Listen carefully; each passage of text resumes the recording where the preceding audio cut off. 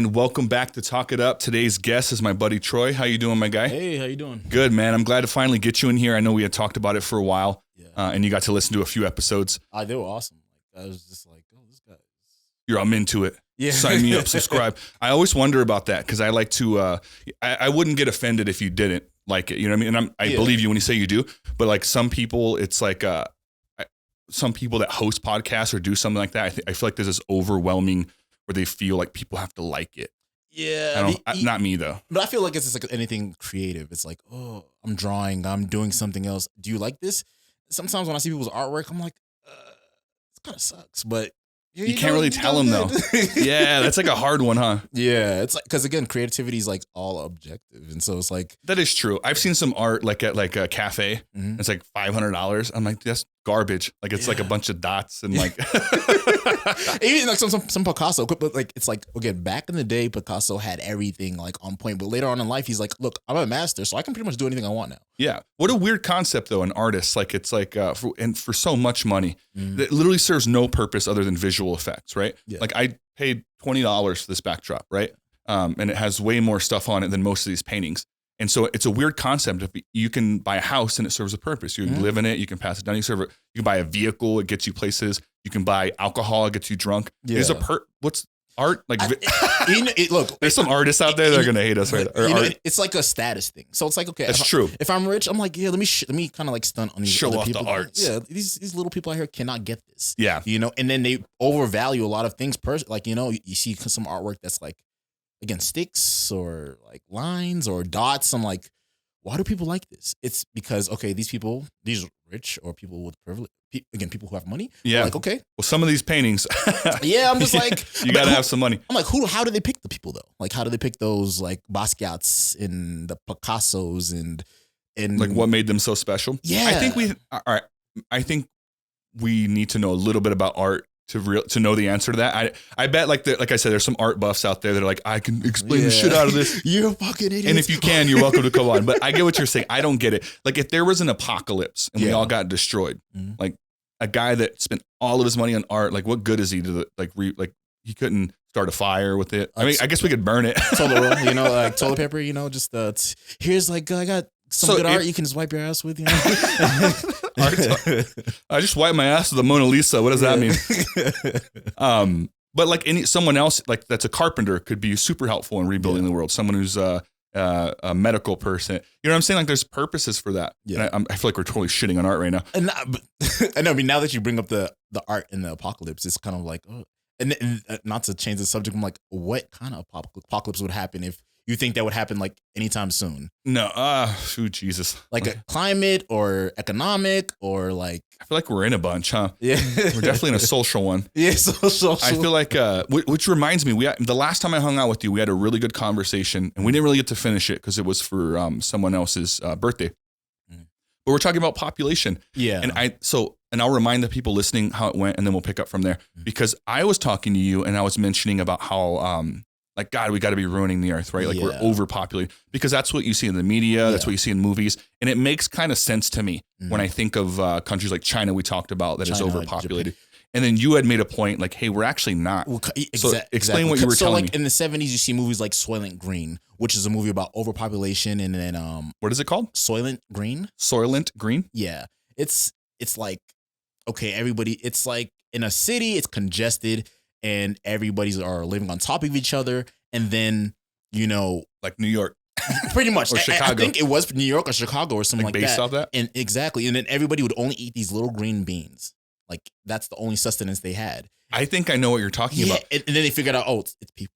Because like they were recycling people, huh? Yeah, this big truck would come and then dump them. And then it's like, what's going on? That is crazy. I do remember that now that I remember seeing a clip. I don't think I actually watched the movie. Yeah, I feel like I've seen it in clips. Gotcha. And and people have talked, and I've read it in books about, we're getting overpopulated. But in general, I feel like in passing and through like news podcasts, I've like even Japan, like in 50 years, their population is going to be halved. Like cut in half. Japan will? Yeah, because there's not enough people having babies. And there's whole regions and whole cities that are like, they're closing like 1,000 or 10,000 primary schools a year because there's not enough babies being born. Because everybody's like, the most important thing in their life is going to be work.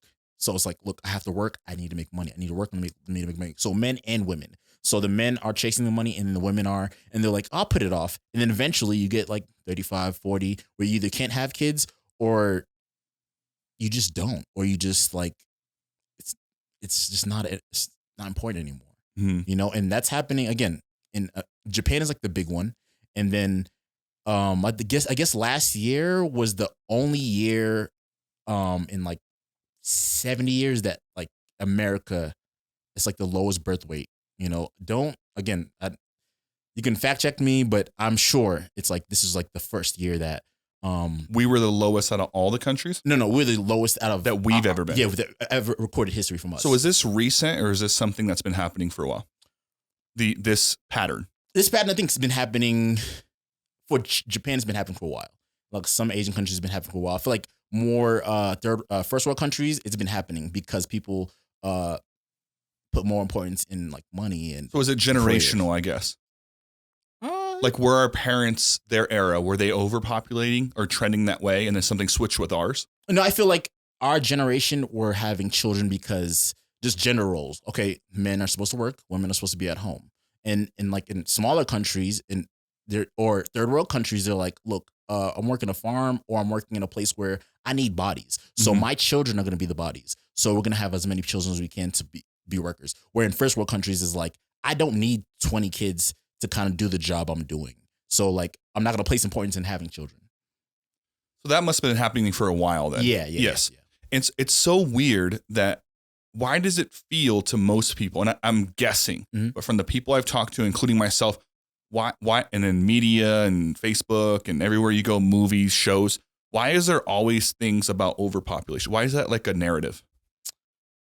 Personally, I feel like the narrative has gone. I mean, maybe it's because of stuff like Soylent Green, and because you may watch the media and you may watch a third world country where there's a bunch of people in the street. Oh, they're polluting. We talk about pollution. And when you think about pollution, we're thinking about we're using too much resources, and then resources has to be a big part of that narrative, right? Yeah. I think that's always something they push is like we're using too many resources there because, and I think following the red ball, right, is like, well, it's because we're overpopulated. Do you think that plays a role in why we think that? Yeah, like it's pretty much resources, and then we're just like, I don't have enough of this, or even the whole right now the baby formula thing. It's like, oh, it's overpopulation. Like, no, it's because isn't it related to the cargo stuff? I was reading a story on it. The ships were like out at sea for a long time, just chilling during COVID because they couldn't deliver the stuff. Like, I think like that, and even the way, like, because there's a lot of there's shortage in everything because of the slow boat. Because we transport everything mainly by slow boat. Like most things we get from China, or India, or most of Asia and Africa. We use slow boat because it costs less, and because they've been just coming to our ports. And then look, you have nowhere to park, and no one's here to get your products, so you have to kind of like go around again, and then it takes forever. So how long do you think it'll take before things like that rebound? Or will it? I don't know. It just seems so crazy to me that all these things, like a lot of things are happening, and then I'm just not paying, even if I pay attention, I'm saying like, how does it directly affect me a lot of times? And maybe it may be a couple years, and I feel like we don't understand the seriousness of it yet as a regular citizen. I don't. Yeah. So when I read the stories, so sometimes I wonder, should I take this more seriously? Or I also think about all the things that I took seriously that wasn't as serious as they were. So it's like a combination of the two. So I'm always confused on like a story. Like, how do I feel? Am I even allowed to feel nowadays? Like someone's going to be upset at your opinion. And so it really sucks. And even like with the population, overpopulating, stuff like that, you made a good point about we're actually underpopulated. People are focusing on their career. There's less need for kids for labor like it was back in the day, or for things like that. And then the Japan thing, it makes me think of even recently they overturned Roe v. Wade. Have you followed that at all? Of course. I mean, it's the topic of the day. It is. I feel like it's a big Supreme Court issue, and because of the whole back and forth with the Reds and the Blues and Democrats and the Conservatives, and this was like the big ticket item for the Liberals, saying that if Conservatives get into power, they're going to overturn Roe v. Wade. Yeah. And do you feel like because of there's inklings of underpopulation that this is an option for to repopulate. I don't know. I don't know why what's happening is happening. Mm-hmm. It's interesting. Here's what I will say about it. I don't know enough to have a firm opinion. And I think most people don't. Yeah. So it really bothers me when people will tell me like, this is this. I see a lot of people posting like, no one's touching my body. And it's just like, you read a few, that's not even what happened. Yeah. Like no one's going to make you do anything. Chill out. And so it's like, and then you'll get like, well, you're a man. What do you know? And that is the most hated argument that I feel about it. So I don't know. I'll start off by saying that I am not going to die on this hill with my opinion. I am open to hearing people's thoughts because I'm kind of in the phase right now where I'm formulating how I feel about it. Yeah. But what I do know is Roe v. Wade, when they overturned it, it's a federal mandate. Essentially what they're doing is giving the power back to the states. Yeah. Nothing has changed. And if you live in a blue state, you most likely will have the ability to do it. And if you live in a red state, most likely you probably won't. And that could vary depending on where you're at, right? Yeah. But it will be an option. We're still in America. Yeah. You can still go places. And so there's one side of the argument like that, right? Where people need to understand like there's no new law that says like all you guys cannot have. Yes. It's abortion. Essentially just removing something that blankets everyone. And they're saying like, all right, each state can make their own blanket on how they decide. And if you don't like it, you should vote for the people in your state that will maybe do something that you like, right? Yeah. And I am not political enough to know the nuances of that. But so that's the first thing is I think people misunderstand it. Mm-hmm. The second thing is that I kind of mentioned to you, which is like the men don't have an opinion on it. And I hate that scenario in anything, right? It's a cop-out. I feel like, okay, you're telling me, so if your only way to debate me is saying that, oh, you're not a woman, you're not a man, you're not like use your gender or use your position like me as a black person. Oh, what's your thoughts on, inner city crime or blah, blah. And if minorities like are in the city the more, oh, you're a white guy, you don't have an opinion. Like, no, everybody can have an educated guess. Yeah. And my opinion could also be wrong. Yeah. And it could also be right, but I'm definitely allowed to have one. Right. Exactly. And so it's a weird thing. And it would be like saying, well, you're not a murderer. So why do you get to vote on the laws for murderers, right? Yeah. Shouldn't other murderers decide? No, you don't have to be a murderer to know that I have an opinion on the fact that I don't like murderers. Like I think murderers should go to jail. So it's a weird thing of saying you have to belong to something to have an opinion. The other thing is in most cases, I actually agree with that. I don't think people should tell women what to do with their bodies, what to do, what decisions to make, if it's on their own, if it's plastic surgery or if it's a medical enhancement. I don't care. Like I agree with that most of the time. But when it comes to children, I would even say that more of the decision maybe would be allowed to be on the girl. Yeah. But not all of it. Not all of it. Yeah. And there's always the argument about like rape and incest. And that's a great argument. I think it should be an option for those people. But it turns out that's the very, very low. It's a very small demographic, right? Point something or 2% or something very low. Yeah. Yes. To where it's like, it's not the main factor. I think everyone would agree to that. Yeah. Like, rape or incest, you should have the option. Medical, yeah. Or medical. That would be the third one, right? I'm glad you pointed that out. It's like, I think we all agree, like you have a choice there, but to say that someone can go get pregnant and just do whatever she wants and the guy doesn't have to know about it or has a say. So I know people that's happened to, right? Yeah. And then so it's like that part of it, like I'm always like, I should be allowed to have an opinion on it. And that's where I'm at with it. Now, being fair, the other side of this that I'm learning, because I'm kind of open to both sides and I'm not closed off to anyone's thoughts or anything. So if you have a different thought than I have, leave it in the comments.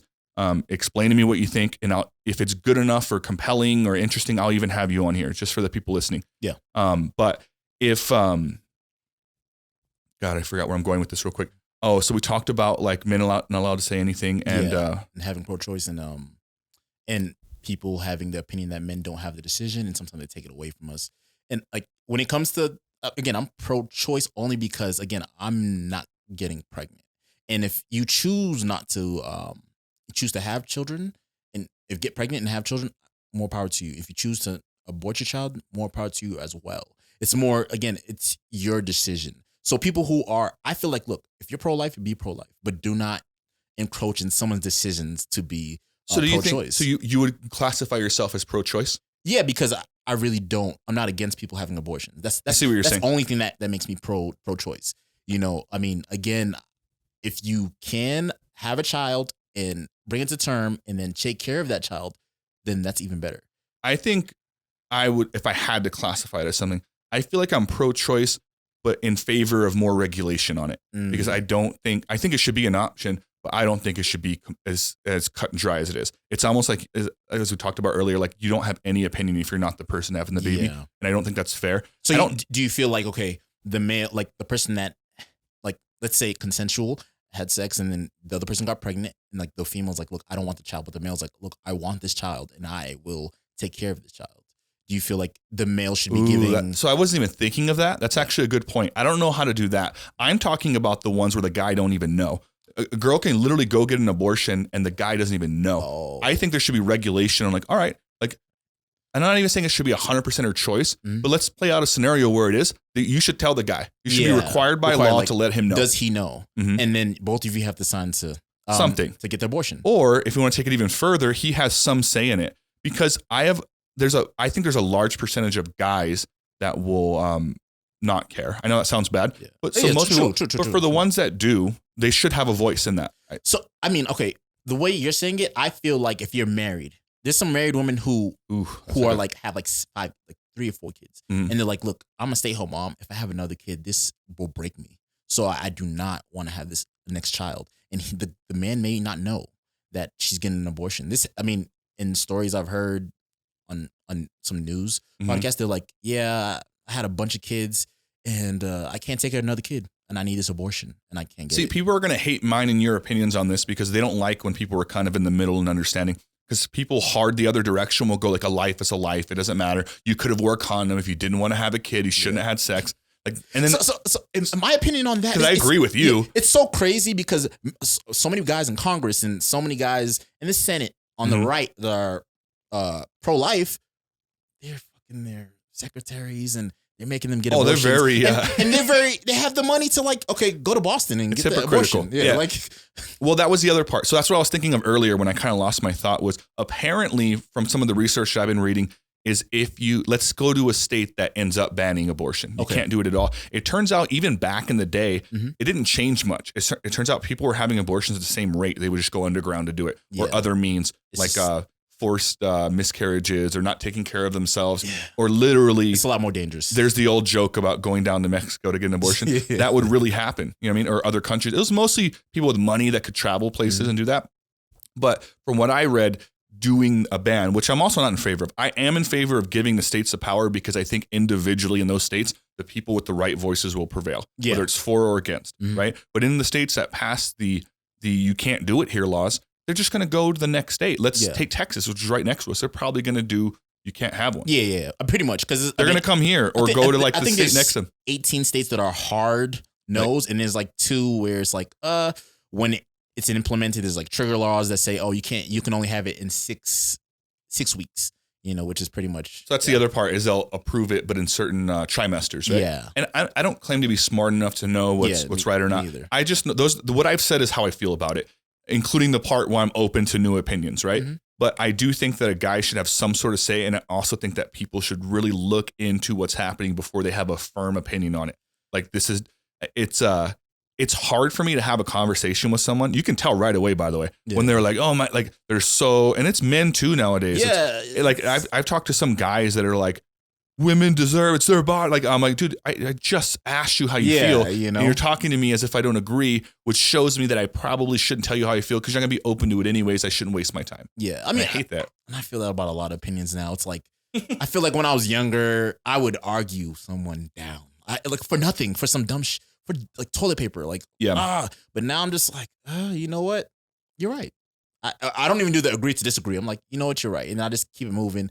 Unless I'm really close to you, then I'll argue about the canceling that you're doing. Like, our cancel culture has made it where, okay, everything I like and I want is right, and everything that opposes it or that's different is wrong. Because we live in these echo chambers of controlling everything we listen to and consume.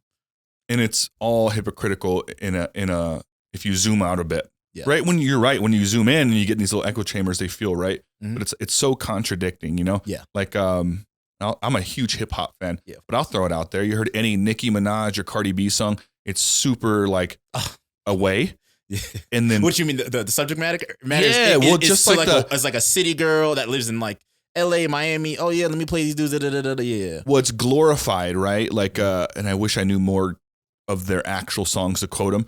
But it's like, like Cardi B has one where she's like, I want your dick to touch the dangly thing in my throat or whatever. Yeah. Wop, wop. Yeah, yes. And she's just like all about it, which most people just listen to the beat. I get it. But it's like, it's weird because those same people that jam out and love those songs will be the same people like, we need to respect our bodies.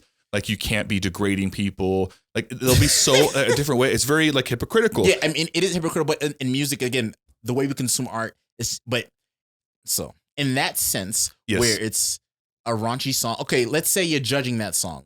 A lot of people are like, oh, is it only because they're women?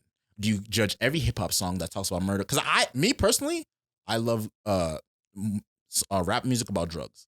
If you got a witty drug song, I'm gonna listen to it, and that's all I listen to. I listen to because it's a story to me. So you're right. I would, but I'm also not in my other version. I'm also not like men need to like rise up.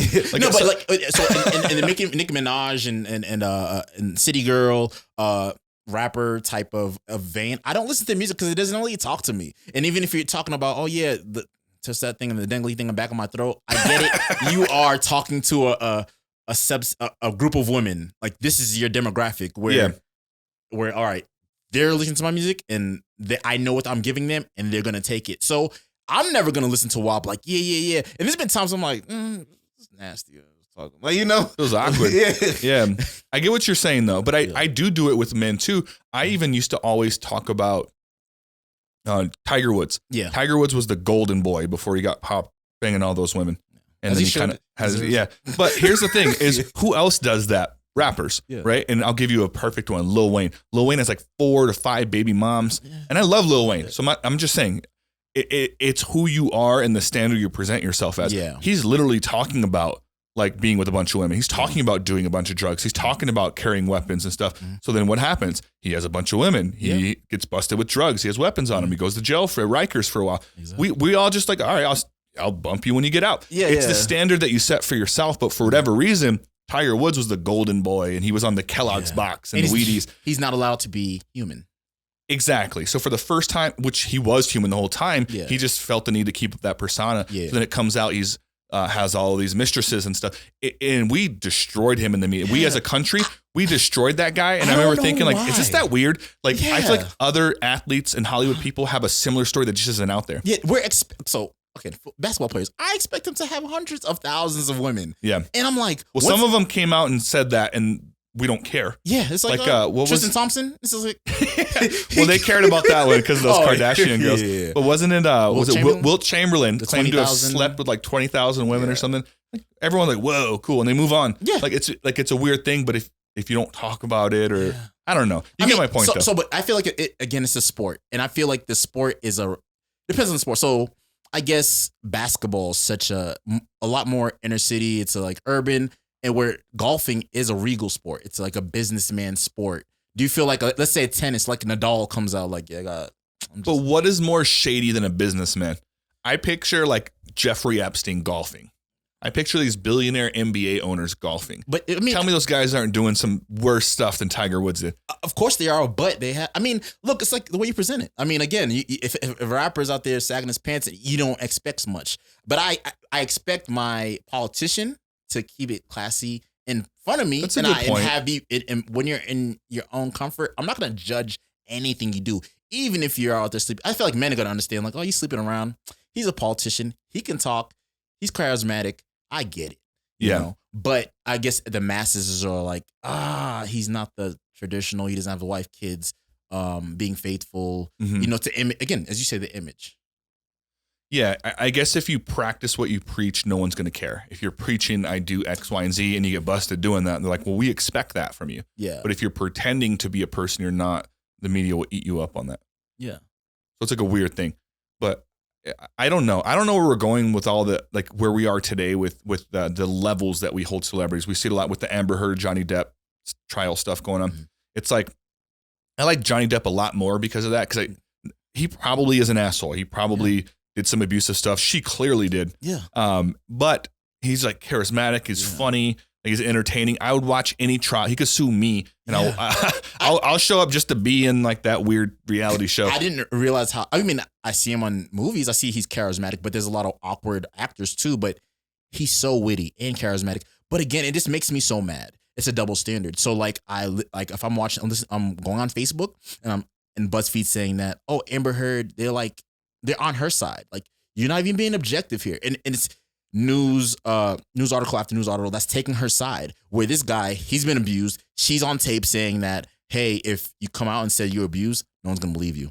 And nobody cares. And then she kept her role in Aquaman 2. I'm like, and he's been fired, lost a bunch of money. And there's no, like, now we're having, it took him 2 years to be going through this for us to finally have sympathy. Where her, it's like, we still sympathize. She still gets to keep jobs. It was only the accusation at the beginning with him, and then he got fired. She might get completely cut out of Aquaman because of all the noise. Because I remember they said she's barely in it. And I saw a story the other day. They're like, they're trying to get rid of her completely. It took years. It took 2 years though. But it took a while. Have you watched her? I watched him on Stan. He's super entertaining. Yeah. I started watching her, so cringy that I stopped watching it. But they actually started the cross-examination. So Johnny's people are interrogating her. Yeah. It's back to being entertaining. Yeah. And what was the one I saw today? She was saying, because she pledged after the divorce. Oh, yeah. Like to give the $7 million to charity. And she hasn't given any. I haven't done it yet. Yeah. Or she was saying, her exact words were, I pledged, and they're like, but you said you donated. Well, pledged and donated is the same thing. They're not the same. They're like, they're not. And she was like, yeah, like when you buy a house, like you don't say you didn't really own it. The bank owns it, but you say you bought a house. And like, it was the dumbest thing ever because I'm like, no, when you buy a house, someone purchased that house. The bank did it. Mm-hmm. You know what I mean? But there was an actual purchase. There was, someone bought the house. You know what I mean? And then now you own the mortgage. That's what a mortgage is. But it was a terrible example. Yeah. But you could tell she's just like I pledged, so that means I did it. Yeah. But she clearly didn't do it at all and has no intentions to. And I feel like she wasn't really ready to be up there. And I feel like... No. Well, yeah. I think she thinks she was ready to be up there. Yeah. I think that's how much of a narcissist she is. She thinks she's doing good. It is so cringy. And I like to hear both sides of stories. Yeah. But I literally couldn't. Like, it's like you can tell she's full of shit. I think that no matter anyone that's defending her at this point is because they're just pro, like, I got to stick up for my people. Yeah. And part of me respects that, but I also understand it's a very small demographic at this point. I think most people see that she was out of her mind. And I think most people see, because he didn't deny it, that he wasn't the best guy either. He's out of his mind, as most people in Hollywood probably are. Exactly. But he definitely was most abused. People in general, I feel like, again, if I got a $10 million or whatever, I feel like he's got a lot more than that. Exactly. And I'm just like, look, I'm really good at what I do. I'm charismatic. I'm good looking. I have access to a bunch of things. I'm gonna be different now, guys. It's like a God complex, almost. Like, I think when you have that stature, it comes, understandably so. It comes with the level of, like, you walk into a room, you want to be catered to a bit. Yeah. And there's tons of clips of him online. Apparently he loves fans. Like the way he was in the courtroom, like he's kind of like smirking at the women, and like apparently he's like that. There's a clip I saw of him outside in a parking lot of a comedy show, just talking to regular people, and he was the same, like, well, I tell you right now, young lady, I beg to fathom. Like, he's just like doing his Johnny thing, and the girl's like, oh my God, he's so cool. He's literally that way. He's a showman, and he cares, and he likes being loved. And I don't even think he's ashamed of that. Yeah. Like, if he was here today and I said, do you have a God complex? He might be like, yeah, kind of. Like, but do you blame me? You know what I feel? Again, we say, we deify actors, but I feel like they're showmen. I mean, and showmen need their audience. And we kind of, that's what we want out of them. Exactly. That's what they get paid for. We want them to do something crazy, like when the whole Michael Jackson court case came in, he jumped on his car, and the news was like, oh, he was on his car acting crazy. Like, no, he loves his fans. He loves being in front of people. They are used to this attention, and this is like national news. And so I feel like he was super prepared. Then he realized, like, this is getting a lot of attention. Yeah. I have to be my best up here. I have to be my best. Yeah, it almost makes you more compelling. We don't click on boring stuff. No. We click on the headlines because they're interesting. We clicked on the Amber Heard Johnny Depp videos because they looked out of their goddamn mind, which they were. It's compelling. And that's what we pay for. And clearly we didn't pay for that trial, but we paid for Pirates of the Caribbean. Yeah. We paid for all the other hits the guy did. And the Harry Potter, he was in the first remake of the new Harry Potter movies, which he also got cut from. Yeah. Fantastic so he lost. Yeah. Fantastic Beasts, he got cut from that, and then he got cut from the Pirates of the Caribbean, which those two alone has got to be hundreds of millions of dollars he lost on it. Yeah. And but that's what we pay for. We want to see crazy, drunkish Johnny pretend to be a pirate for 3 hours. Yeah. Like, and it's fine. But it's weird how the circles. I always think it's harder for people that grow up famous, like the Biebers, the Britney Spears. The Justin Timberlake weirdly seems normal. for someone who's famous so young? I feel like we rarely get those stories and really get a child actor, child star, child singer that grows up normal. So Justin would be one, right? He's Timberlake. One. Ryan Gosling. Was he famous young? He was like in the Mickey Mouse Club. He was? Yeah. I never knew that. Yeah. Okay. He seems pretty normal. I'll give him that. You know, I feel like it's the profession, and I feel like it's like a predator city in Hollywood. We can say that, oh, that's different, but there's predators everywhere. Where over there, I feel like a lot of predators, they know that once I become a producer or something, I'm gonna have access to all the children, all the women, and I'm gonna abuse my power. And sometimes to me now, I'm just like, oh, you know what? I'm never surprised by it. I'm like, look, predators are gonna get into position to abuse their power sometimes. Have you ever, and that's super prevalent in Hollywood, right? Yeah. You got the Epstein, you got R. Kelly, Michael Jackson when that happened. Trey Songz now. Is he in some shit or what? Yeah. They're like, I love Trey Songz. I hope he didn't do it. The last 3 years. Damn it, they're going to cancel me for saying it. And I like Trey. I'm like, damn, Trey. So, but like the last 3 years, there's been a lot of women that's been saying that he abused us, or like he does weird things sexually, or he holds people against their will. And a guy was like, yeah, in a couple years, they're gonna have a surviving Trey Songz, and it's gonna be worse than R. Kelly. I'm like, really? Jesus Christ, I have to look into that one. Yeah, that sounds bad. It's pretty big. He did fall off a bit. I bet that had like a part in it. I mean, he's been off for years. I mean, it's been years. You know, But at one point, he was the man. Guy, dude. He had like 7 #1 songs like in a row. He was whether it was a feature or something he was on, he was killing it. Yeah. But yeah, it's prevalent in Hollywood, like that part of it. Have you ever met someone that kind of like the same vibe? Obviously, we don't hang out with a bunch of celebrities, right? Yeah. But have you ever met someone that was either doing well financially, economically, or socially? Yeah. Where you can kind of feel like, damn, that person feels like he's better than everyone in the room. Yeah. Yeah. Like a super confident, making money, good looking, and it's just like, damn.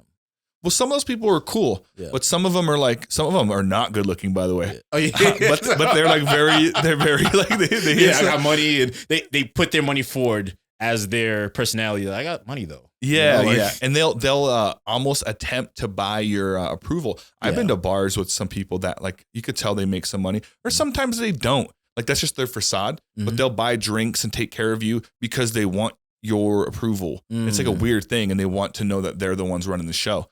And I'm quick to catch on to that. I'm also quick to let people buy me drinks. Like, I don't get, when I go to the bar, no one's buying me drinks. So it's like, hey, sir, damn, you want to take me? I feel like naturally people are like, no, it's okay. Like, I got it. Like, you don't have to. I'll be the first one. If someone does that to me, hey, man, like, let me get you. I got you. I'm like, all right. All right. Yeah, I swear. Because I want to see what they're about. And if they do it enough, like, and they let me buy them one too, because I will attempt to buy them one back, then I know we're good. But sometimes I can tell, like when I actually go to buy it or something, they're just like, nah, let me get it. And I'm like, dude, that's not like, keep them coming, bro. Like, I don't even feel bad because I'm like, is this what you need to feel good? First of all, I'm going to feel good. Yeah, you bought me these drinks. I'm a bad bitch today, you know? You know, I didn't know. Tell me more.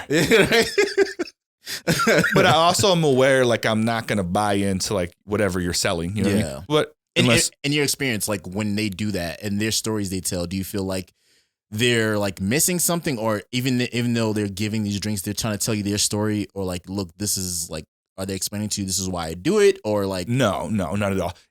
And I know some people that make good money, and they buy me drinks, and they usually allow me to buy them one back. Some of the richest people I know have allowed me to purchase their drinks because it's not about money for them. It truly isn't, because they actually have. I mean, I'm sure there's people that care about that, but most of the people that I know that actually make money don't talk about it. So I had to figure it out eventually. That's the first thing. Someone who's talking about it probably doesn't make as much as they're saying. Yeah. And I sold cars, so I was around people all the time. Like, I go to parties, they're like, man, I sell cars. I made $4,000 this month. I'm like, bro, I work with you. Like, you didn't even clear $1,000 for sure. And they're buying drinks so people believe their story. So I kind of learned how to catch on to that. But the people that I know that actually do make money are very humble. And it's like, I respect someone who makes money that wants to take care of the people they're around. Do you think it's the profession? Like, let's say you're making money in something that's not entertainment. Do you feel like that does that matter, or is it because of the profession? I see what you're saying. I like to think it's because what would you do if you had a bunch of money and you're a good person? Yeah. Oh, you're right. You're right. You would be around a bunch of people. You're like, and it's a hard thing for them, I bet. Yeah. Where it's like, how do I take care of my people? Because I probably can handle that better than most of them without being a dickhead trying to buy shots for everyone. Yeah. So it's like, it's a hard thing for them, I bet. So someone that does it, I think it's simply like, because it doesn't matter so much that I don't want it to matter for you either. And I really just want to have a good night, and I don't want to have to worry. I always respect the person that pays the bill on the side and doesn't tell anyone, because I'm like, all right, they clearly didn't want to make it about themselves. Cool. I have the ability, so let me do this. Let me get this. Not fishing for a blessing, but it's like, let me do it. I have the means. And if they don't even tell everyone why I got paid, I'm cool with that. Those people, like, I respect that they're clearly doing it for the right reasons. But the people that are doing it and they remind you of it, or they yell it out, like, I'm buying his, hers, and theirs. I got everyone right here. I love you guys. You love me too, right? Yeah. You can tell you're like, oh, I get why you're doing this. Like, I'll still take, like I said, I'll still take them. But I'm like, I'm on to you. Because some of those people have tried to sell me stuff. Some of those people have tried to get me into some business venture that probably isn't profitable. Like the pyramid schemes and... or some of them just like it's a women thing, depending on who you're around, they want to be that. Sometimes like you can be with your girl and a guy will do that. And hopefully you have a good girl that doesn't fall for that. Yeah. But it's almost like the guy wants to like show that he's alpha. Yeah. I'm the guy, like I have the more money than him. Clearly I do. Let me show you. I'll buy your drinks. Yeah. And now let me flirt on a little, even on the low. I'll hang the line out there and see if you nibble a little bit. Like they're fishing. They want to see if who will catch on. And unfortunately some people do. Yeah. And so I get it. Like, as much as I'm saying I don't like it, I get it. It makes sense. I get why someone would do that. It's part of the game. And then when it works, why would you not? Yeah. You know what I mean? Like, it only takes one time. One time it works, like, all right, I'm going to do this forever. I might bang all my friends' girlfriends, or like at least a few of them. Yeah. You know? Matter of fact, he's helping you. You know, she's a bad, like, she's showing her true colors, guys. Come on. That's true. That's a hard one, too, though. I couldn't imagine that going through that. Yeah. And I feel like a lot of guys do go through that, where it's just like, you never know who's down for you until they're put under pressure. How do you figure that out without intentionally putting them under pressure? I have not been single for a long time, so I don't know. I'm literally asking you because I remember that when I was. Yeah. It was like you care about someone, you like them, but you're like, how do you? Because if you set up something or like put them in a position to be tested, you're kind of an asshole too. Yeah. Because it's like you shouldn't do that. Like, what's the best way to figure out? Do you think if someone's like about it? Do you just wait? I think you have to wait. So me, I've been married twice. So my second marriage, the reason why it didn't work is because I caught her cheating with someone at her job. But that was the thing. I was like, I get it. You're always the job, by the way. Yeah. Always a coworker. You know, and more time with them than you do almost. My first marriage ended because I was cheating with someone at my job. So like, okay. So now we got the scoop on 2 marriages. Yeah. So you should have known better on that second one. So when the second one came around, I'm like, you know what? This is how it feels. You know. So. Oh man, I'm starting to think about the psychological. Like, did you ever? Did you mind if I ask? Yeah. Of course. Did you ever? Because it's like, if you did that first, when you're in the second marriage. Did you ever think, I wonder, and then go, nah, this is me just getting in my own head because I did that? No, in my second marriage, I was really focused on being the best husband I could be as a male. Because a lot of as my first marriage, I wasn't thinking about it, even though she was having new male friends. I was like, I'm not going to be the jealous guy. So I'm not going to bother her that she's got a new guy friend that I know they don't have the same interest, that they see each other at work. And I'm just like, okay, you guys are talking to each other on Instagram and I'm not going to be the guy like, why the hell are you talking to this guy? I'm just going to be like, okay, let me relax. Yeah. Until it came out. And then I was like, oh, okay, I see what's up. You know? And it's more of, my thing is, that's, you just find out by accident, or you can challenge them, or me by accident is like, okay, you're around a lot of, there's more males. It was a military thing. And you're around more males than females. And I was in the military too. Mm-hmm. I don't care if that's your wife. If I'm single, she's pretty much fair game. So when you said coworker, you're talking about another military person. Yeah. Isn't that like breaking a code or something? I mean, I was in the military at the time. I was like her spouse, and then she was in the Army. Wait, this is wife number 2. Yeah. So when you're saying that she hooked up with a coworker, you're talking about another military person. Yeah. And then you were also in the military.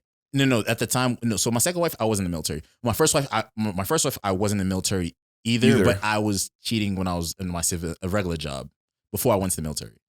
Okay, so, and then we can also get in that. So wife number 2, but I'm saying, isn't that a code either way? Like, no. Isn't there like a military? There's no goddamn code. You would think that, but it doesn't, you think that, but you know that you heard about it's called Jody. It's like if you're off doing in the field. I've heard that a lot. Or if you're in the fields or deployed or something, Then a guy comes, your wife's lonely. He comes in like, hey, I know you're lonely. Let me just keep you company. And then he comes in, he smashes your wife, and then he leaves. Yeah. But again, when that happened to me, I was older than her, and I was understanding that this is the game.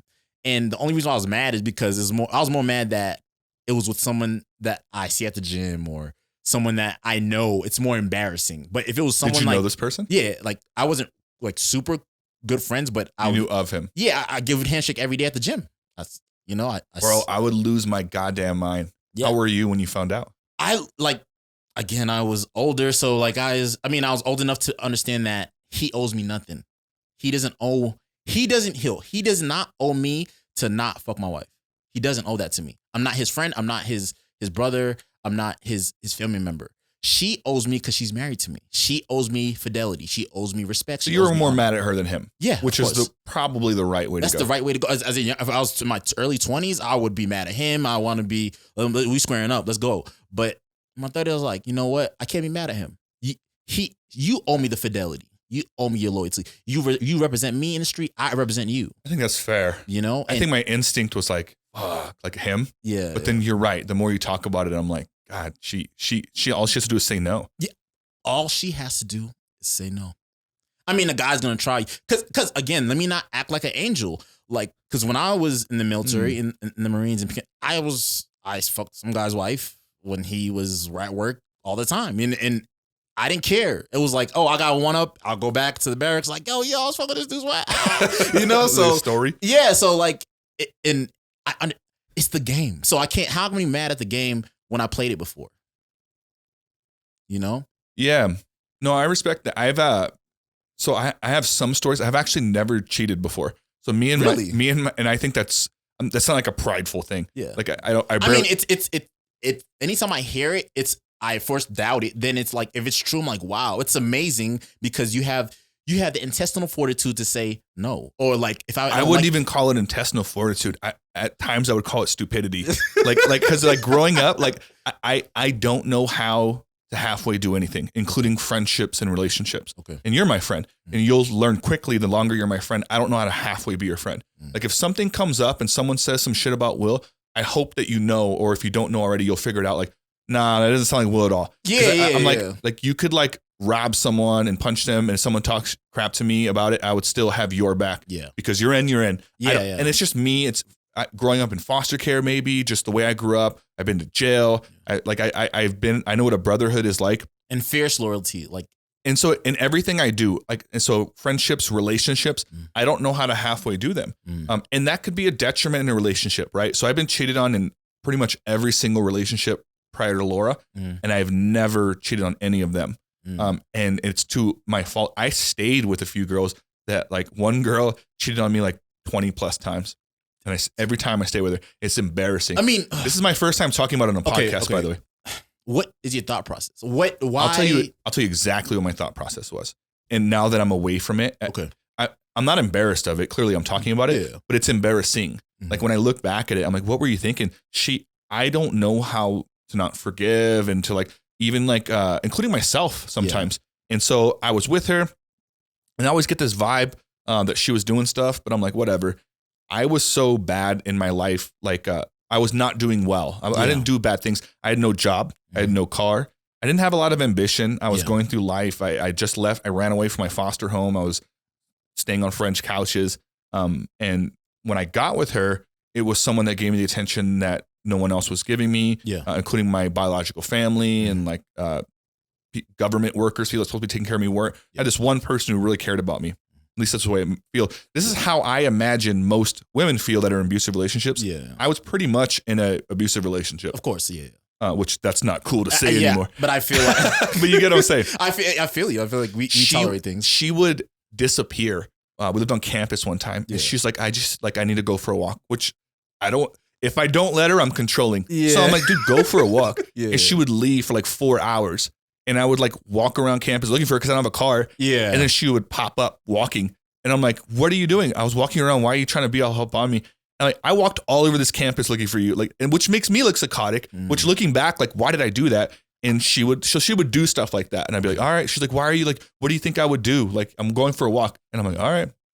So things like that would keep happening. We would go out with friends. Mhm. She would meet A new. sometimes multiple guys in a group of people we met, and then she would pick a fight with me. So I'll give you an example. We went to an NMSU bonfire. Can you tell the NMSU thing here? It's a college thing. So we'd go to an NMSU bonfire. We meet a bunch of people. She lived in a dorm. She had roommates. Mhm. Those roommates would bring guys around. That would be the group. Yeah. So we'd go to a bonfire where we were fine. She would start picking a fight with me out of nowhere. And I would start realizing, and I'm the kind of guy that's like, I've never hit anyone. It's not my style, but I am angry. And I talk like with my hands. And so I can pick up, I'm going to say something hurtful. I'm going to go home. Yeah. And so she knew that about me. She would start a fight with me. I would go home and she would get with some of those guys. So I don't know this yet. And so like I started picking up on little things, right? And then one day, like I was kind of mentally checked out. Yeah. And, but I remember still feeling this weird attachment to her. And I was staying at a friend's house. Mhm. It was the most time we had spent away. It must have been like 2 or 3 days of not seeing her at all. I was mad at her. She did some drugs for the first time. She did some cocaine with a friend. And we would smoke weed together and drink a lot. We definitely had too much to drink. And I've never done like cocaine in my life, even to this day. And so she did it. And I was like, all right, I can't be around you right now. She was acting crazy. Yeah. And then I think she'd threatened hooking up with someone. And I was like, all right, I'm just going to leave. Yeah. And then, so anyways, after a few days, once you get a little bit of a separation from that, you kind of get like a little like confidence. And so I'm like, you know what? I don't deserve this. You know what I mean? You start thinking clear. And I remember texting her and telling her, hey, you need to tell me, because I thought she hooked up with someone that day with the cocaine thing. Yeah. I'm like, you need to tell me everything if we ever want to have a chance of being together. And I already knew I probably wasn't going to be with her. So in a way, call that manipulative if you want. But either way, I text her like, you need to tell me everything if you even want a shot. And she's like, all right, I'll tell you. I thought she was going to be like, I hooked up with someone the day I did cocaine. Yeah. She let it loose. She's like, remember this day? Hooked up with that guy. Remember this day? Hooked up with that guy. Remember your friend's friend that introduced me to? Hooked up with that guy. Remember when I went for a walk? Hooked up with that guy. Remember whenever we fought at the bonfire? I hooked up with both that girl's friends. Like, I was like, hold on. So first of all, okay. I'm talking text, ding, ding, ding, ding. She was writing all this stuff. I mean, first of all, how old were you at the time? I was 21 or 20. Okay.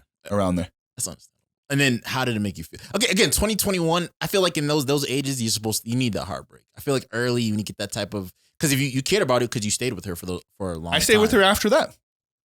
This is how stupid I was. This is what I was, the whole point of it was like, I told her and I knew I was done, how everything I was telling you, I still like hung out with her again. Okay. And I just, it was stupid. Like, I just remember thinking like, did you feel promise me you won't do it anymore? Like, it was so dumb. Did you feel like she was like, I got this puppy and he's going to always be on my leg? So she kept doing it. Yeah, maybe. And it was me mostly, though. I think she picked up on the fact that she had me a little bit wrapped up. And she knew, like, she also didn't have a lot of self-confidence. You know what I mean? And this is all retrospect. I didn't know that at the time. I feel like a lot of times, it's age a lot of times. So people are like, oh, you cheated? I'm like, of course, in my early 20s, of course I cheated. Like, I didn't know who the hell I was in the first place. And let me do what I have to do to kind of like, and sometimes it's at the detriment to the next person.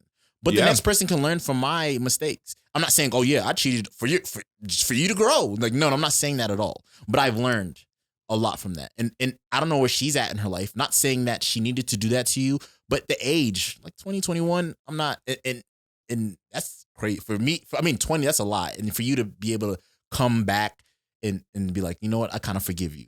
Like, what? I just always saw the best in people. And it was, looking back, I was completely naive. And like, even when I was telling you, when I met, like, I still never thought like I should cheat on her for revenge. You know what I mean? Like, I never thought that. I don't know how to halfway do stuff. I knew if I was done with her, I was going to be completely done with her and I would move on. And that's exactly what I did. All right. And I've been cheating on relationships before that. So this is the most recent one prior to the relationship that I'm in now, which I've been in forever. So this is a long time ago. I know. So it's like, when I look back again, now that I've been in a healthy relationship, someone who doesn't treat me like that, like I don't even remember like the last time I don't think I've ever like looked at her phone for any other reason other than she asked me to, or to pull a contact out of there. I don't care. I'm at a way more mature point in my life where I'm like, all right, like I'm not, like I hold myself in a higher regard. If I find out some stuff, like maybe I'm done, maybe I'm not, I don't know. But I just like, looking back, like it was so dumb to literally be told to your face that, and for me to be like, all right, but you're not going to do it again, right? Like, it's so weird. But I chop it to age, man. I think 99% of the population, maybe not 99, like 90% of the population is cheated in their life. I think I'm the weirdo, like in the sense of like, I actually think it's important to go through stuff like that. So when people tell me their cheating stories, I actually like to hear them because I think you learn a lot from it. You learn a lot. Like I realized like, so this happened to me in 2018. So she was cheating for like a damn near that might be the whole year. And my thing, the only reason, again, the reason why it hurt the most is because that was a good year. We traveled a lot. Went to like, again, a lot of 10 countries. It was like one of the happiest points in my life. And this is your wife too. I want to point that out. This isn't like some girl you're dating. You know what I'm saying? And I had a certain amount of trust, and I'm trying to be, I'm like, yo, this is my second marriage. I have to work. I have to put the work into, again, cook, clean, like do those things that traditionally men aren't seen to do. Like, you know what? We can share the load together. And then you're choosing to cheat, not with someone that's far.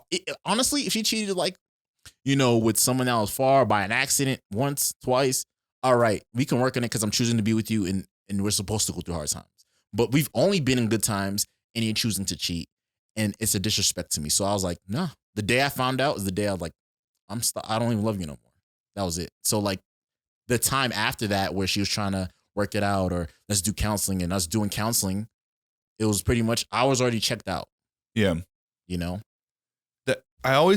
Man, do you have a child with this person or no? Yeah. So is your only contact because of that?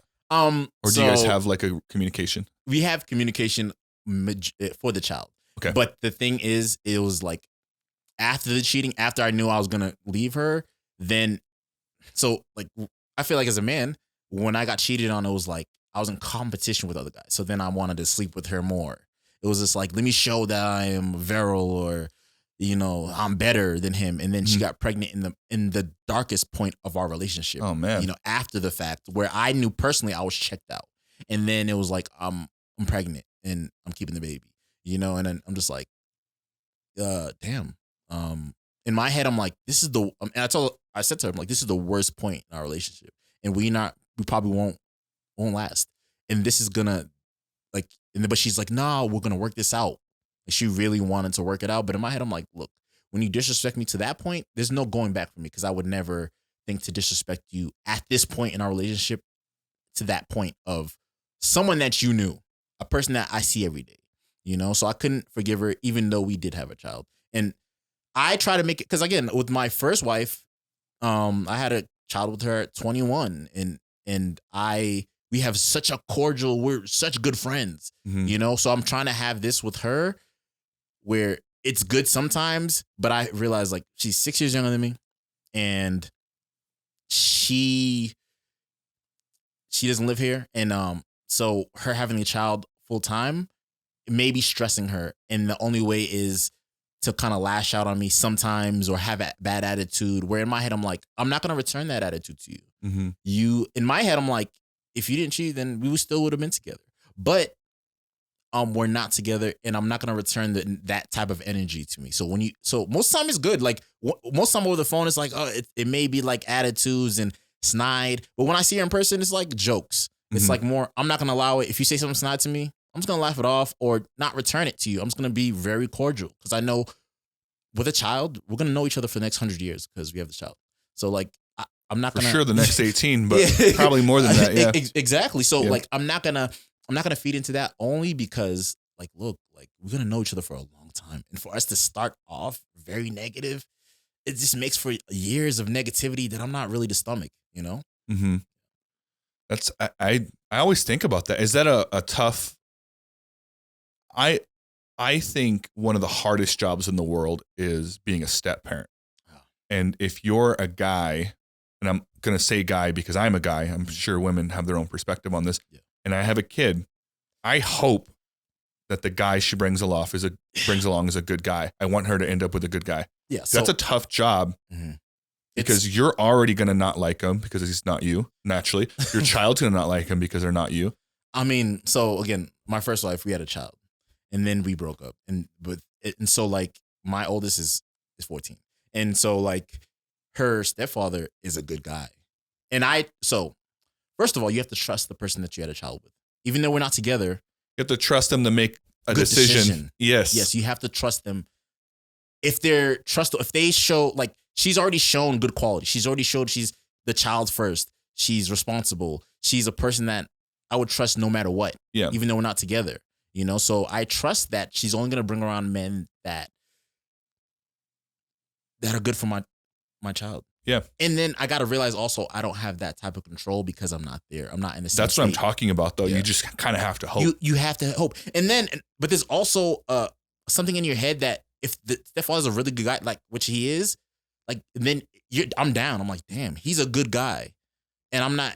And he has a bigger role in her life than me. Even I can call all this time, all that stuff, but my presence isn't there. She doesn't know my nuances. She doesn't know who I am like that, except through the phone. But she's not going to be as comfortable with me. So when I see her, she's happy and everything. But I can tell there's So your only contact with her is through the phone? No, through the phone or when I fly to see her or when she comes here. Got you. But it's not enough of time. I see what you're saying. You're not the primary person there. So you're entrusting this other individual to do their part for the times that you're not there. Mm-hmm. Got you. And is that the same way with the second wife? Yeah, the second wife doesn't have a significant other, but it's more, I can go to see them more because they're closer in a closer state. So, but still, we're still at the beginning stages of, with my older one, me and her mom get along really well. I can see her anytime. I can fly down there anytime. She comes up here. You know, it works out. Where this one is like, I've been through it. So I'm like, I know this is going to be a journey. Where she may be exerting the energy to have attitudes, this and the third. I'm like, look, it's a long game. I'm going to be this for a long time. So let's relax. But, and then I have to go back to the same process of who's she going to let around on my child? Who's going to be the guy? Do I trust her to make that decision? I don't know if I trust her to make a good decision, you know? Yeah, it's a hard one, man. Yeah. I think about that all the time. I'm not a parent, but being a child that has parents that weren't very good, hence me ending up in the system, you know what I mean? I'm very like, I don't want to say critical, but I really pay attention to the way people parent or even, you can tell a lot about the way a person parents by judging their relationship with their parents. And so it's like that is very true. And I think women pick up on that more than men, but women that are dating, a lot of times if a guy has a bad interaction with their mother, they're like, well, what does that say about like how you're going to be when you're a parent kind of thing? And it's a little bit more difficult with me because I have my biological parents and then I have my adoptive parents. Who I feel are my biological parents. I got so lucky, man. I ended up with, and you'll meet them one day. I ended up with some amazing parents, man. And they stepped up and they did a lot of things. And when I say amazing, I'm not like I ran away. I gave them hell. Like I was a nightmare. I bet I had a ton of mental health issues. Like, so I'm not saying it was all like peaches and cream, but they, in retrospect, amazing people. And I lucked out. And my relationship with them is very well. Yeah. They stuck around for hard times and I stuck around for some of theirs too. Yeah. And so it's like, and that's, I think it's different. Again, step parents, if you want to call it that, a foster parent is very similar to that. You're essentially taking care of someone's kid who's not yours. Yeah. And you have to love them the same way that you love your biological kids, knowing that there's something biologically that's there. Like I see the love that they have 2 biological kids. It's a different kind of love that they have for those kids. And I have to witness that. And if I'm not strong with who I am, it hurts. And I remember being young and thinking like, this is like. Was it unconscious or just, was it obvious? I would say more unconscious. Okay. At least younger. It's a little bit different now that I'm older. But at the time it was just like I picked up on stuff. I spent a lot of time complaining about I should have been supportive of that relationship and understanding, which I am now. But back then it was like you know what really helped me? I'm really close to my sister now. Okay. We used to argue a lot when we were kids. You know what I mean? Get out of the bathroom. It's my bathroom. Yeah. And I'm like, this is my bathroom. Like, this isn't even your house. You're like the new kid. And so it's like that whole thing. We're closer now that we're older.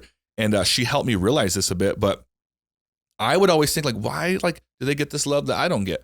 And then when I talked to my sister older, she was like, we always felt like you got most of the attention. It's perspective, I guess. Yeah. And it's like, and I was like, what? And so it is like, we're probably both right. There was things that I got that she didn't, and there's things she got that I didn't. What I was seeking the most, she already had inherently because she was their biological kid. And what she was seeking the most, she didn't care about that because she had that inherently. They loved her. She was more of like, how are you guys showing it? Yeah. And so it's like, and they could have been showing more things to me, like buying me certain things or taking me certain places. But that didn't mean as much to me because I always had it in the back of my head, like, how much can you really love me? You didn't even have me. Yeah. And so it's a weird circle of it's a cluster of things that make no goddamn sense. And as a child, you don't think of children's love languages or how they are shown affection, how we process it as a child. Like my mom was very hug. And I love that. I know she loved me. Oh, come sit next to me all the time. Where if she would have gave, I mean, I didn't get a lot of toys and stuff, but I knew, oh, my mom loves me because she's telling me to sit next to her all the time. Yeah. You know, that's what I wanted. What's your relationship like with your mom? Very good. Like, I feel like I don't communicate with her as much because I'm just lazy. But like, you know, sometimes I don't call her, but it's just, I love her to death. It's like, it's, my communication skills are pretty bad, but everybody that knows me is that I don't call anybody, but they know I love them. And there's never anything personal. There's never anything negative in any problem I had. I never really had problems with my mom. It's more of any problem was like the biggest thing was, so my parents are first generation are Africans. They came in the 70s from Sierra Leone. So in the African community in America, the generation that came, they want their kids to go to school and become like lawyers, doctors, nurses, like everything, like the money stuff. You know, so like if I'm doing well, I got my house and have a good job, take care of myself. It's like, did you finish school? I'm like, no, I don't need to finish school. I'm making I'm making good money. I can take care of myself. So it was more just like those things because they want to compete with the other Africans. Like, oh yeah. My kid's, he's a lawyer. Oh, he's like, my kid's really? So it's like a status thing. It is a status thing. Yeah. Okay. Because so African immigrants are doing pretty well in the grand scheme of things, you know? So like, they're all like, oh, my kid's doing this. My kid's doing that. Oh, like you'll hear the talking like, oh, their kid, oh, he may be he has a decent job, but he never finished school. Oh, none of his kids finished school, even though they have good jobs, making probably really good money as a police officer or something else. Oh, but he never finished school. It'll be like that. That's the talk of the town, you know. But it's like the community. Well, it also won't be that way forever. Like you're the first generation of American born. Yeah, because your parents were immigrants, right? Mm-hmm. That will change over time. So I guess I get it because. But if I was around more Africans, if I lived in like Maryland where there's a big community of Africans, they're gonna keep it going. It's gonna be like that for a while. Oh, I see what you're saying. Like so, like there's a big community of Africans in Maryland, first generation Africans in Maryland, who are all going to college, who all have good jobs, who expect their children to be them or to have that same. That's a hard thing because you kind of respect the like what they expect, right? Yeah. But then also it's like you have to understand that like, especially here in America, school isn't all cracked up to what it is. Yeah. In a lot of cases, it's like a bad investment to go to school. Yeah. It's getting better, but so okay, so let's say the jobs they expect are hard sciences, or like not hard science, like nursing, doctors. So like a lot, like all my cousins that would come from Sierra Leone and come to my father's house to stay there and become nurses because they know, oh, if I become a nurse in a couple of years, I can make $100,000. So that was their mission, you know. And a lot of them come and do that, boom, nursing. And we're not now. A lot of them's like, oh, IT is the place to go. We're doing IT. We're doing stuff that makes the money. We're not doing stuff that's like psychology. We need something that can make the money. So the emphasis is on the money. Yeah. Is there a lot of emphasis on happiness at all? No. There's honestly no. Because when I got divorced, my mom was like, I was like, oh, mommy, I got divorced. She's like, why didn't you tell me first? And then she's just like, I'm like, mommy, because I wasn't happy. Nobody's happy. Who cares? Just make it work. She's like, who's happy? Who cares about happiness? That's what she said to me. It's weird because part of me respects that, but like also like I care. Like I hope no one has an issue with that, but I respect that. I used to have a foster parent like that. That was just no nonsense. Like life sucks. So like life sucks. To suck it up and keep moving. No matter what your issue was, she had one worse. Like you could be like, yeah, like I got bullied at school, and they're like they shot my dad when I was 6. I'm like, all right, I'll go to school then. It's like part of me respects that, but part of me is like, wait a minute, I don't have to like live my life because you went through some shit. I can respect your life and what you have for your standard you have for yourself, but also have a different one for myself. Mm-hmm. I care about happiness. I care about making enough money that allows you to do your hobbies. And to me, that's the ultimate freedom. There's actually studies that show the more money you make, the less happy you are. Yeah. There's like a floating ground between, I think, 70 to 90K. That's like you could still, that's like the maximum money you can make and still feel joy. And this is all general. I'm pretty sure there's some millionaires that are actually happy. Yeah. But after that, it starts getting to a place where like the amount of work it takes to make that money really affects your happiness. Mm-hmm. And so it's a balance. I want to make enough money where I don't have to check my account and go on a vacation or to like purchase something that I need for school, for work, for my life, or for kids when I have them one day. To me, that's the ultimate. That's about the maximum amount of emphasis I'll put on money. I feel like I'm in that same mindset. Yeah. Because I'm like, if I make millions, what am I gonna do with it? Like, if I'm only making, let's say 200,000, I can travel anywhere I want to. I can get my kids anything they want. I can, again, child support, I can do all that and I can play extra. I can do.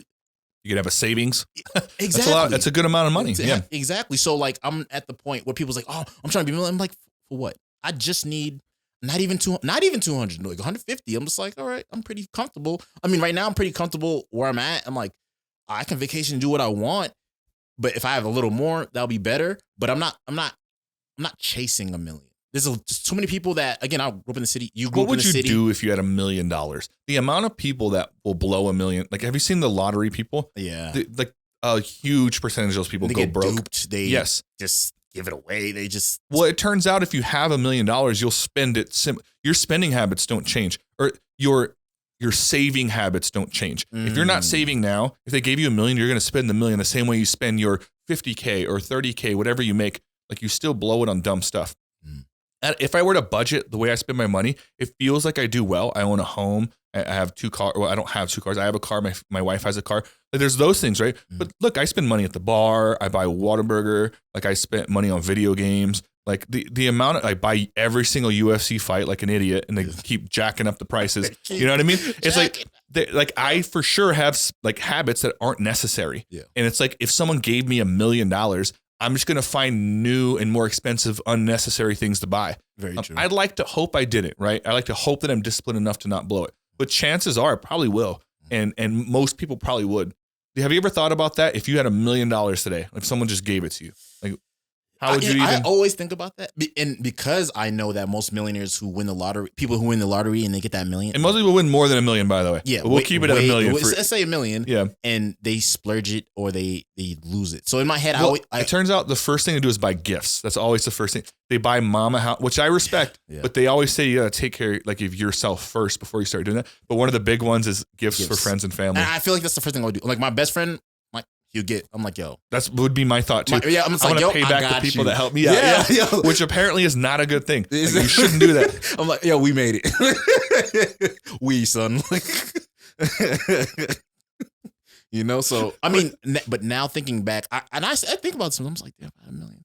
I would first save that at this age, if not younger. So now I'll be like, look, let me take a chunk. Let's say 100 to 200,000. Save it. You know? I think the first thing I would do is, they say the first thing you should do is pay off your already debt, because the money in savings is doing nothing. Yeah, you should invest it in something. Yeah, that's what I mean. Put it in a mutual fund, or they always say let the money work for me a little bit. Yeah, pay off your debt and then invest some, and then take some out for spending. The hard part, the debt part, is easy. Most people do that.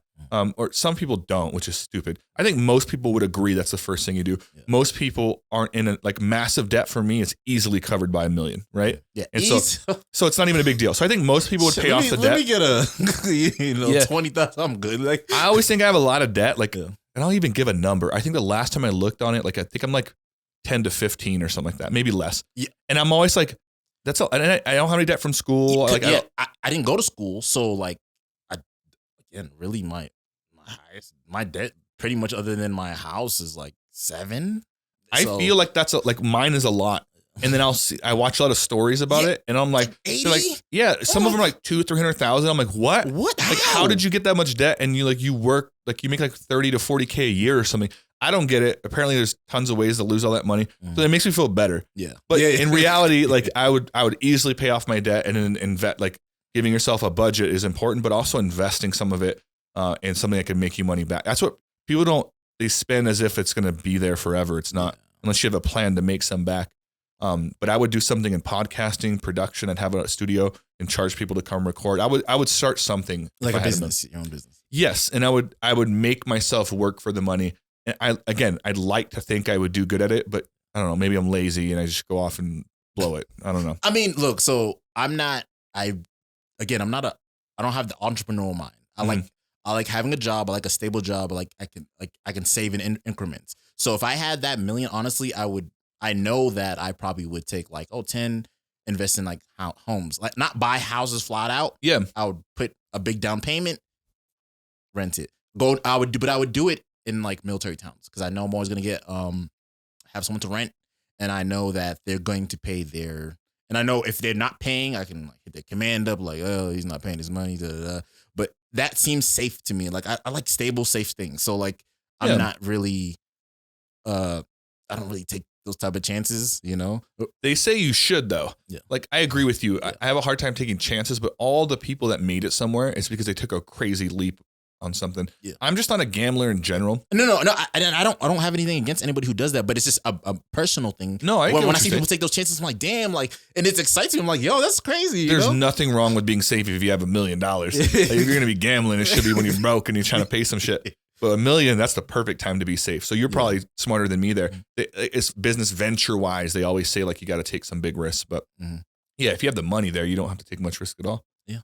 But yeah, man. This has been a good conversation. Yeah.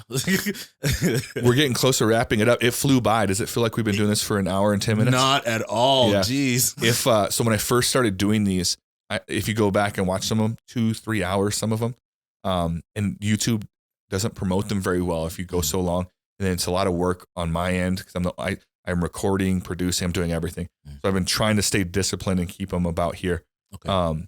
But God, I had a blast. I feel like we covered so much stuff. How do you think you did? I feel like you do. I loved it. Honestly, I feel like we could have went anywhere. Like, oh, you didn't even get some music. Yeah, we didn't plan any of this. It's always fun. Yeah. And even when we leave and we go hang out right now, we're like, damn it, we should have talked about this. But that's why I can always have you. Would you come back at a later time? Of course. I said time. Jesus. Unless the comments is like, yo, I hate this dude. Like, I didn't even like his voice. Better. Those are the best ones, bro.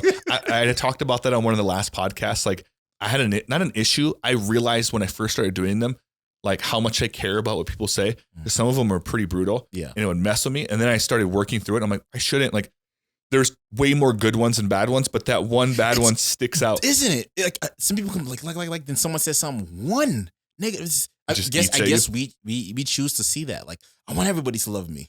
I want everybody to love me. This is one guy, probably huge, large man in his basement being an asshole because there's you know what I mean? And that's a stereotypical thing, but you don't feel that way. You see a name and a thing and you put a sense of like a matter behind it. It really doesn't matter. Yeah. Long story short, if people roast on this thing, which they will, we talked about some political stuff, that all power to them. I hope they do. I hope they do too, because because I'm a comment hunter. I love going through comments. It doesn't bother me, and anyone who's actually willing to talk about it can completely have a different opinion than me. Yeah. And I'm willing to have it. I'll have it in the comments. I'll have them on here. I don't care. Disclaimer: my facts aren't perfect. And we kind of did a good job of like, hey, I don't know exactly, but this is what I feel. And I even told people like, hey, this isn't my firm opinion. I don't know everything, but this is how I feel today. And it's even written everywhere because I don't want people complaining like, you said this is not true. Nothing on this podcast is true unless everything anyone says in life, by the way, you should do your own research, incorporate it, and then come up with your own opinion. And that's all we're promoting is, hey, let's have the conversation. Exactly. No one's allowed to say guys can't say this or this person can't say that. White guys can't say this. Black guys can't say that. Native Americans should do this or whatever, whoever it is. Everyone has a thing. No, none of that matters to me. We should all be able to talk about it. We're talking about words where it's freedom of speech. We live in America. That's something we pride ourselves on. We should at least be able to have the conversation. I think we all should. Exactly. And I think we were both on the same page with that. So I'm like, look, I'm some dude. That's it. I'm just a guy who knows a guy. Yeah. Who's a friend. Or heard some stuff, guy, you know. Well, I had a blast. Ladies and gentlemen, Troy, appreciate you coming down, my guy. Of course, anytime. All right. And we are out. What'd you